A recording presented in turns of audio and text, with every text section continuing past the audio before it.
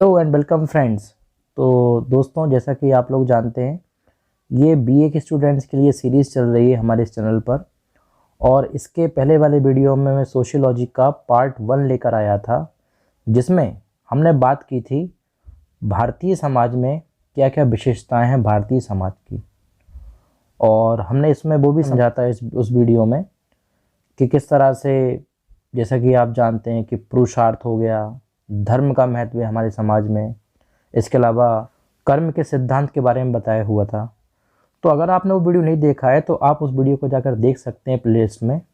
और अगर आप इस चैनल पर नए हैं तो चैनल को सब्सक्राइब करना, लाइक करना वीडियो को ना भूलें। तो दोस्तों, शुरू करते हैं हम आज का वीडियो और देखते हैं उस वीडियो में जो पॉइंट डिस्कस किए थे उनके बाद के कुछ इंपॉर्टेंट पॉइंट्स के बारे में। और यहाँ से आपको बहुत कुछ समझने को मिलेगा और आपकी यूनिवर्सिटी के जो एग्ज़ाम्स होंगे एक बहुत ही अच्छे से आप उन एग्ज़ाम्स में लिख सकते हैं इस वीडियो को देखते हुए। और पीडीएफ अटैच कर दिया है मैंने इस वीडियो के साथ, तो आप उसको डाउनलोड भी कर सकते हैं। तो आइए शुरू करते हैं आज का वीडियो।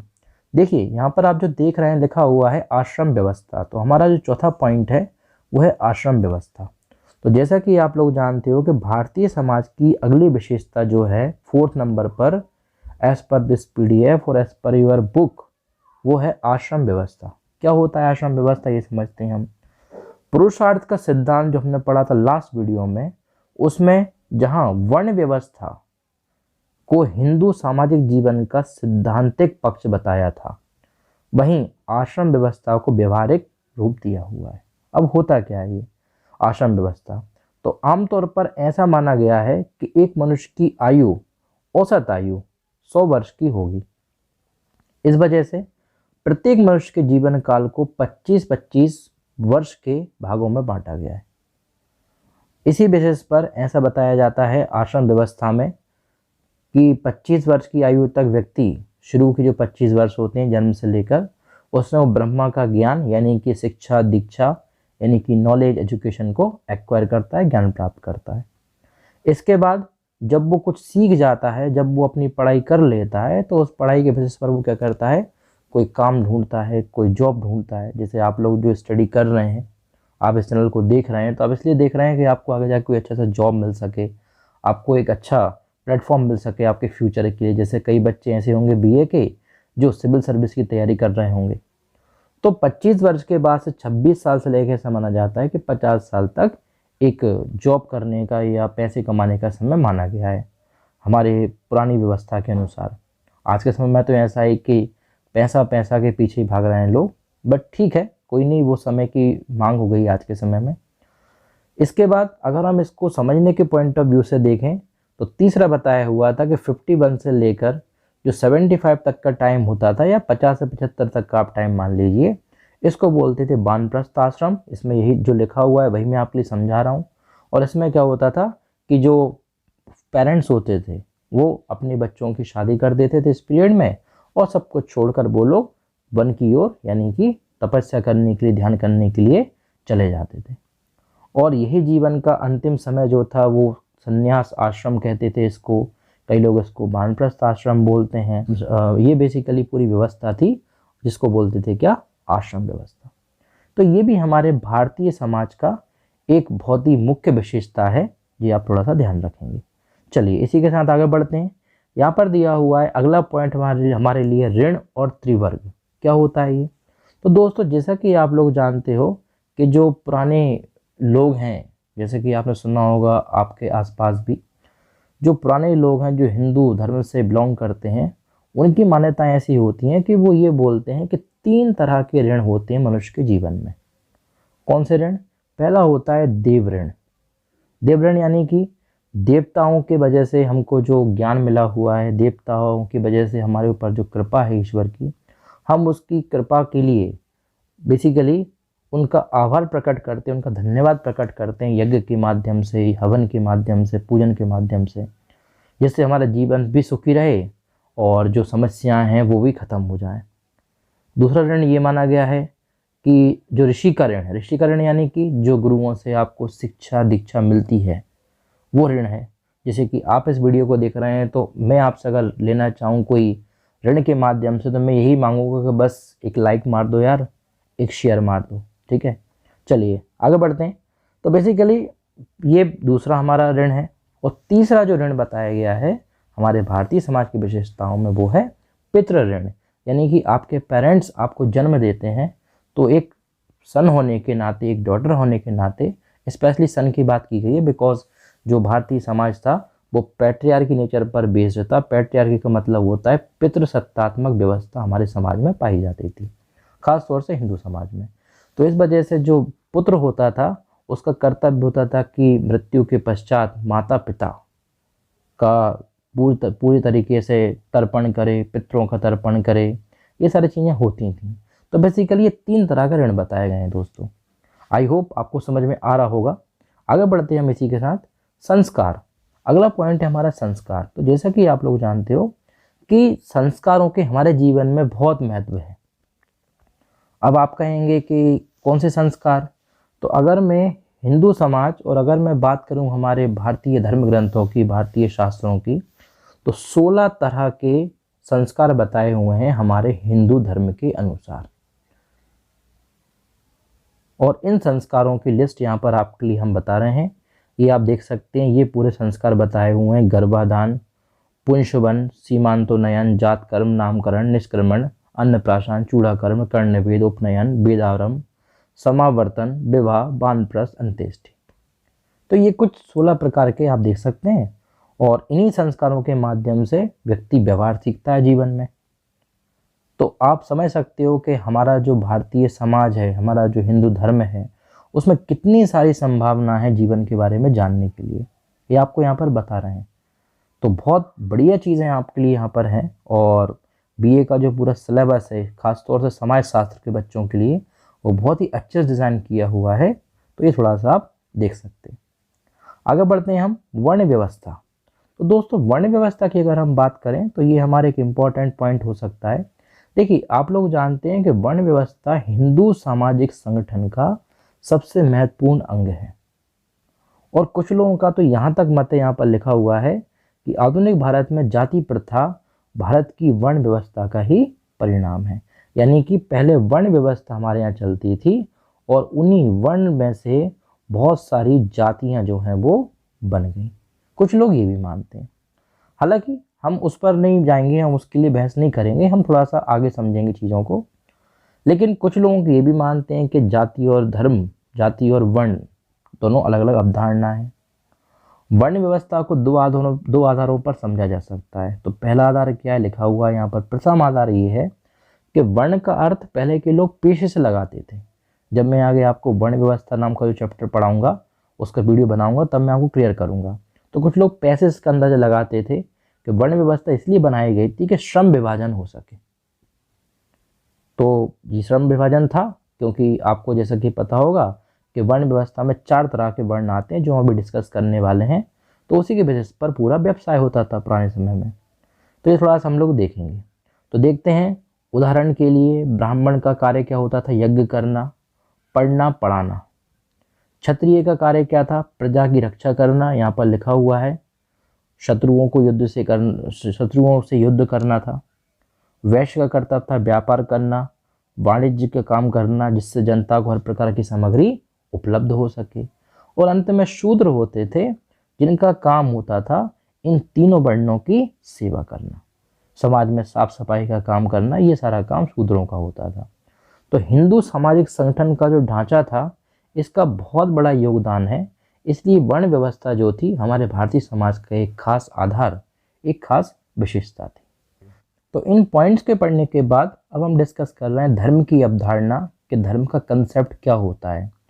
तो फर्स्ट हेडिंग जो हम डिस्कस किए थे हमारे प्रीवियस वीडियो में, उसमें हम बात किए थे भारतीय समाज में विशेषताएं क्या क्या हैं। और जिन विशेषताओं में से हम कुछ विशेषताएं आज देखें और कुछ हम पिछले वीडियो में देखें। अब हम बात करते हैं हमारी नेक्स्ट हेडिंग की, जो है धर्म की अवधारणा, कि धर्म की अवधारणा क्या है, क्या कंसेप्ट है धर्म का। तो दोस्तों यहाँ पर लिखा हुआ है, एक समाजशास्त्री रहे हुए, उनका नाम है किंग्सले डेविस। किंग्सले डेविस का विचार है, जब आप अपनी कॉपी में लिखें, समाजशास्त्र के स्टूडेंट ध्यान से सुन लीजिएगा। अगर समाजशास्त्र वाले इस वीडियो को देख रहे हैं तो उनको क्लियर हो रहा होगा। तो आपको जब भी आंसर आप लिखें, अपनी यूनिवर्सिटी के एग्ज़ाम में की कॉपी में, तो हमेशा ध्यान रखना है आपको कि आपको कुछ नाम समाजशास्त्रियों के याद होने ही चाहिए। इससे क्या होता है, सबसे बड़ा फ़ायदा इससे ये होता है कि जो भी आपकी कॉपी चेक होती है उस कॉपी में चेकर ये समझ जाता है, चेक करने वाले ये समझ जाते हैं कि वाकई में आपको सब्जेक्ट की डीप में नॉलेज है, आपको सब्जेक्ट की गहराई में नॉलेज है। तो किंग्सले डेविस का जो विचार है वो ये है कि उन्होंने धर्म को एक संस्था माना है। क्या माना उन्होंने? धर्म को एक संस्था माना है। और उन्होंने बताया हुआ है कि धर्म का प्रमुख कार्य है कुछ नैतिक धार्मिक मूल्यों को स्पष्ट करके व्यक्ति को भावनात्मक सुरक्षा प्रदान करना। तो मैं आपको यही समझाया पिछली वीडियो में कि धर्म का काम क्या है, नैतिक मूल्य विकसित करना लोगों के अंदर। नैतिक मूल्य से जैसे कि हमको किसी को परेशान नहीं करना चाहिए, हमको किसी हर व्यक्ति की मदद करना चाहिए। मैंने पिछली वीडियो में बताया था कि जो मानव अधिकार हैं, जो मानव व्यवहार है, वो ज़रूरी है। तो बेसिकली ये धर्म की, हर एक धर्म का प्रमुख कार्य है। तो किंग्सले डेविस की परिभाषा ये रही। आगे वो बोलते हैं कि किसी भी समाज की आंतरिक रूप से एवं बाहरी रूप से अगर आपको संरचना को समझना है तो उस समाज के आपको धर्म और भाषाई संरचना को समझना होगा।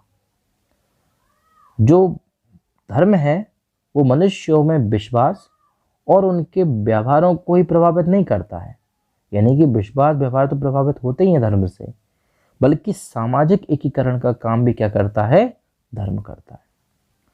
तो इस वजह से किंग्सले डेविस की परिभाषा यहाँ पर बहुत इंपॉर्टेंट हो जाती है कि वो बोल रहे हैं कि नैतिक धर्म मूल्यों को स्पष्ट करने के साथ साथ विश्वास और व्यवहार को प्रभावित करने के साथ साथ सामाजिक एकीकरण का काम भी धर्म करता है।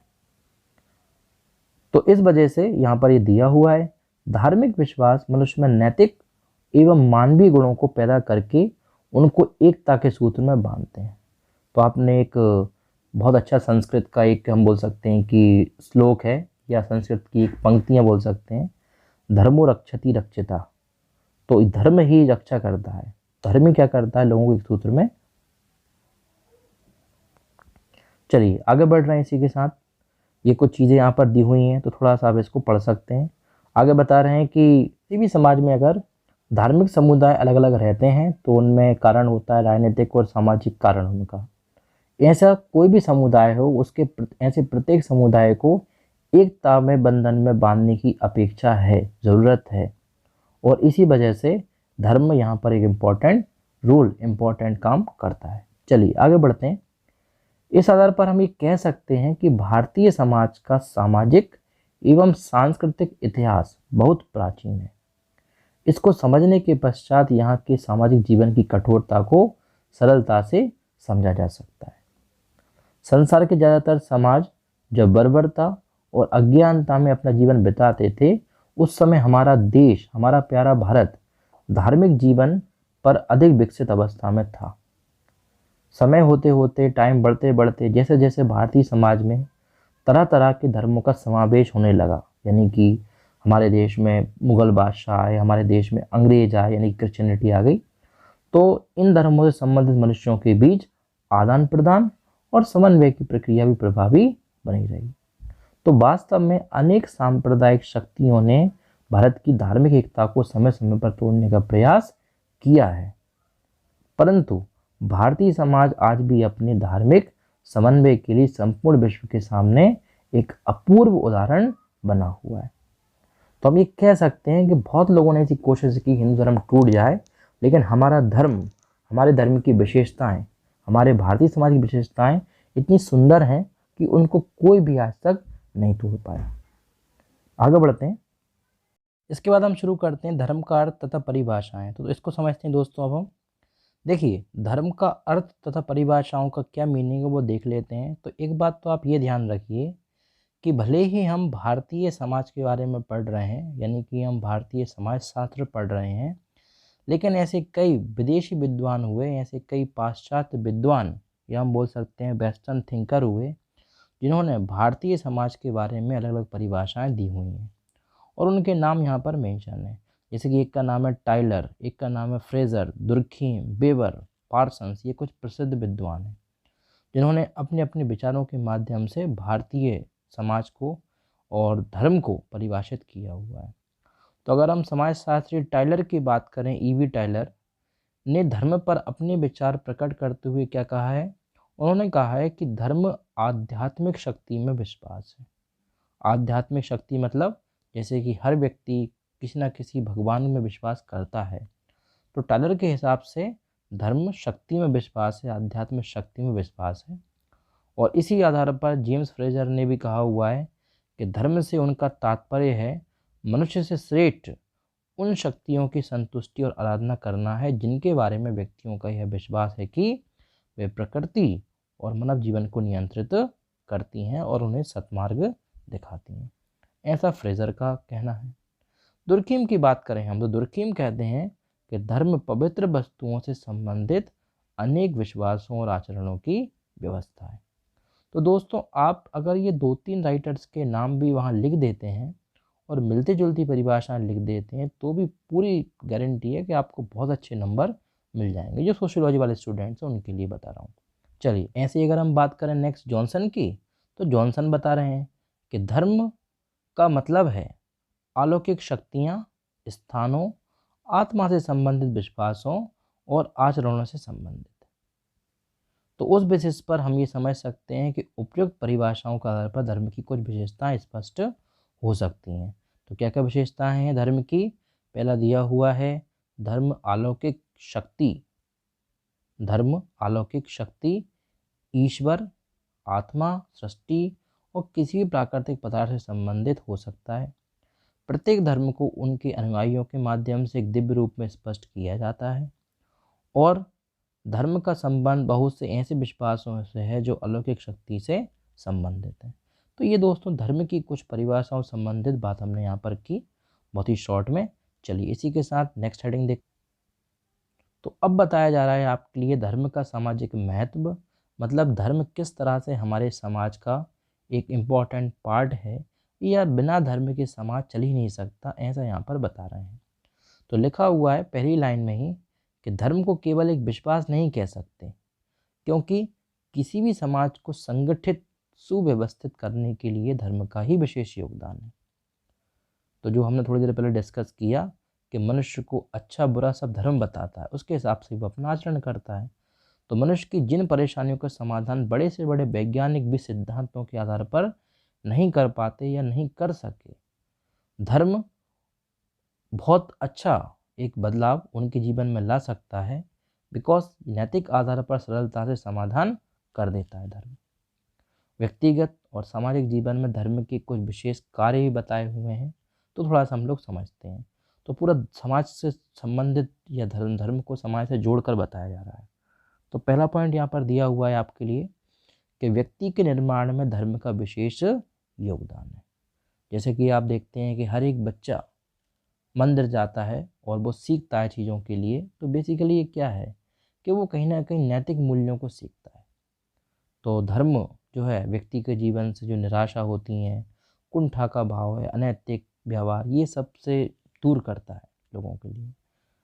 धार्मिक नियमों का पालन करने पर मनुष्य में एक ऊर्जा उत्पन्न होती है, नहीं तो आप समझ लीजिए कि मनुष्य का जीवन निराशामय हो जाएगा और उसका पूरा जीवन बर्बाद हो जाएगा। प्रत्येक धार्मिक संस्कार, जैसे कि मैं आपको 16 संस्कार के बारे में बताया थोड़ी देर पहले, ये सब भी धर्म से ही कहीं ना कहीं जुड़े हुए हैं। नेक्स्ट देखते हैं।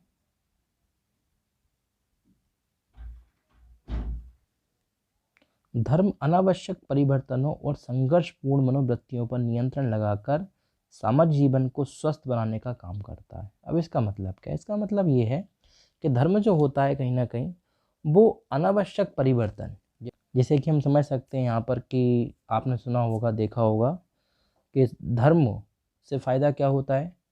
कोई व्यक्ति है और वो ये सोचने लगता है कि मैं अपनी लाइफ में बहुत सारा पैसा कमा लूँ, तो पैसा कमाना कोई बुरी बात नहीं है, लेकिन धर्म ये बताता है कि आपको पैसा किस तरह से कमाना है।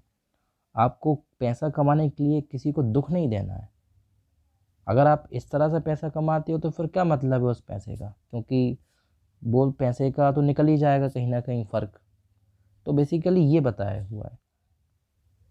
तो ये धर्म का सबसे ख़ास बात है कि वो क्या करता है, लोगों को एक नियंत्रण लगा के रखता है कि आप क्या कर सकते हैं, क्या नहीं कर सकते।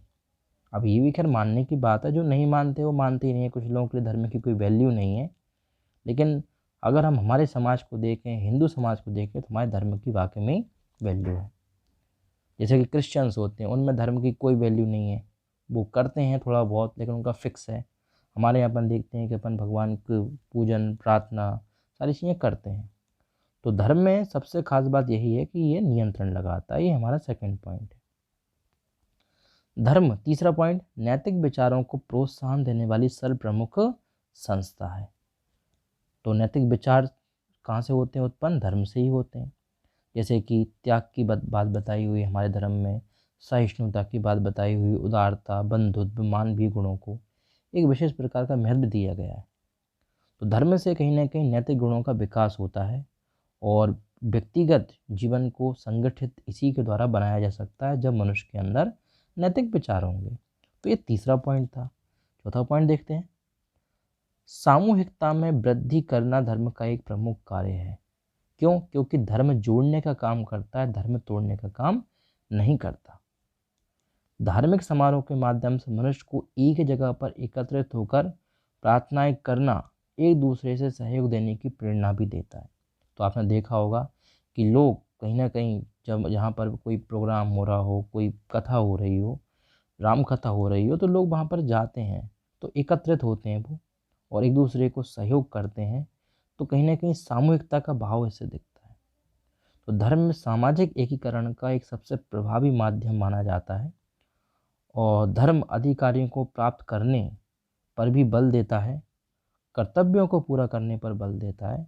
तो एक तरफ से हम कह सकते हैं कि मानसिक प्रशिक्षण का काम करता है धर्म। चलिए आगे बढ़ते हैं इसी धर्म के कंसेप्ट में। धर्म सामाजिक नियंत्रण का शक्तिशाली माध्यम है। तो नियंत्रण से मतलब जो थर्ड पॉइंट में आपके लिए बताया था, सेकंड पॉइंट सॉरी, वही पॉइंट यहाँ पर बताया है। तो सामाजिक नियंत्रण से क्या कि मनुष्य को राज्य के कानूनों का शायद उतना ज़्यादा डर नहीं होता जितना कि ईश्वर का दंड होता है। ये तो आपके साथ भी वही होगा दोस्तों। आपने कभी सोचा होगा कि अरे कोई नहीं देख रहा, लेकिन आपके दोस्तों ने कहा होगा, आपकी फैमिली ने कहा होगा, ऊपर वाला सब देखता है। तो ये बता रहे हैं आपके लिए यहाँ पर कि राज्य के कानूनों से उतना नहीं डरते लोग जितना भगवान से डरते हैं। खैर आजकल ऐसा ज़माना आ गया कि लोग भगवान से नहीं डर रहे हैं, बट ठीक है, वो फिर भी उनको कहीं ना कहीं डर तो होता ही है। तो मनुष्य को यह भावना हमेशा बुरे आचरण करने से रोकती है कि कोई ना कोई अलौकिक शक्ति, कोई ना कोई सुपर पावर, कॉस्मिक पावर जो सबसे ऊपर है, वो अच्छे बुरे कर्मों को हमारे देख रही है और उसी बेसिस पर भगवान हमको दंड या आशीर्वाद देते हैं। तो ये बहुत ज़्यादा ज़रूरी है कि हम अच्छे कर्म करें। तो धर्म का सामाजिक नियंत्रण का शक्तिशाली माध्यम हो सकता है। ये एक पॉइंट आपके लिए बताया है। और क्या क्या हो सकते हैं धर्म के, वो देख लेते हैं हम। तो दोस्तों मैं ये चाह रहा हूँ कि मैं ये दोनों वीडियो में, एक तो ये वीडियो जो चल रहा है अभी, जो मैं रिकॉर्ड किया हुआ हूँ, और एक वीडियो जो पिछला वीडियो था, इन दोनों वीडियो में आपका जो फर्स्ट चैप्टर है आपके सोशियोलॉजी सब्जेक्ट का, वो कंप्लीट हो जाएगा। इसके अलावा हम कुछ क्वेश्चंस के बारे में ही बात करेंगे जो क्वेश्चंस आपके लिए आ सकते हैं। तो यहाँ पर दिया हुआ है 6 पॉइंट कि धर्म को भावनात्मक सुरक्षा का आधार माना जाता है। यानी कि लोगों के अंदर भावनात्मक सुरक्षा, भावना में जो सुरक्षा है, वो सुरक्षा का आधार माना जाता है। अब ये होती क्या है कि बेसिकली लोग जो होते हैं, दुख, विपत्ति, अभाव, असफलता की संभावना जब जब होती है, तो मनुष्य धर्म के हिसाब से सोचता है। वो सोचता है कि जिसका जैसा कर्म है वैसा उसको मिलेगा। तो कहीं ना कहीं धर्म एकमात्र साधन होता है जो मनुष्य को बुरे समय में संतुलित कर सकता है। अगला पॉइंट है, मनुष्यों को उनके कर्तव्यों का बोध कराने में धर्म का एक विशेष योगदान होता है। धर्म व्यक्ति को उसके कर्तव्यों का बोध कराता है, ऐसे कर्तव्य का बोध कराता है जो समूह कल्याण की भावना के लिए होता है। जैसे कि मानवीय गुणों से संबंधित जो होती हैं कर्तव्य, उनकी बोध कराता है हमारे लिए धर्म। तो ये भी एक खास बात यहाँ पर हो सकती है। तो दोस्तों ये कुछ पॉइंट्स आप यहाँ पर देख रहे हैं, कुछ मैं पिछली स्लाइड्स में बताया। इसके बाद अगर हम कुछ इंपॉर्टेंट क्वेश्चंस की बात करें तो वो आप थोड़ा सा देख सकते हैं। यहाँ पर इस तरह के क्वेश्चंस आपके पेपर में आपके लिए मिल सकते हैं। Explain the traditional basis of Indian society, Bharatiya Samaj के परंपरागत आधारों की विशेषता व्याख्या कीजिए। तो परंपरागत आधारों में मैं जो फर्स्ट वीडियो में बताया आप वो वीडियो देख लीजिएगा और इसमें जो शुरुआत की थी मैंने, आप अगर वो देखेंगे तो आपको क्लियर हो जाएगा। दूसरा, भारतीय समाज की विशेषताओं का उल्लेख कीजिए। तो विशेषताएं मतलब ये है कि जो परंपरागत आधार हैं वही एक हिसाब से विशेषताएं भी हैं। कर्म का सिद्धांत, ये जो फर्स्ट वीडियो था इसके पहले वाला, उसमें दिया हुआ है। धर्म की अवधारणा आज की वीडियो में समझाया, इससे आप समझ सकते हैं। और धर्म का समाज का महत्व क्या है, ये हम अब भी डिस्कस कर रहे थे। तो दोस्तों, इस तरह के प्रश्न आपके लिए बहुत हेल्पफुल साबित हो सकते हैं। लघु उत्तरी में भी दिए हैं और दीर्घ में भी दिए हुए हैं, तो इनको आप अच्छे से कीजिएगा। और अगर फिर भी आपको कोई डाउट है इससे संबंधित, PDF वैसे मैं अटैच कर दूंगा, बट फिर भी आपको लगता है तो आप बताइएगा मेरे को। हम इससे रिलेटेड एक सेपरेट सेशन, एक सेपरेट वीडियो और बना सकते हैं। तो मिलता हूँ मैं आपसे ऐसे ही किसी और वीडियो में, जिसमें हम सोशियोलॉजी के बारे में डिस्कस करेंगे और साथ में हम डिस्कस करेंगे कुछ न्यू टॉपिक्स के बारे में। तो तब तक के लिए आप देखते रहिए इस चैनल को, जुड़े रहिए मेरे साथ। मिलता हूँ आपसे नेक्स्ट वीडियो में, तब तक के लिए जय हिंद, जय भारत।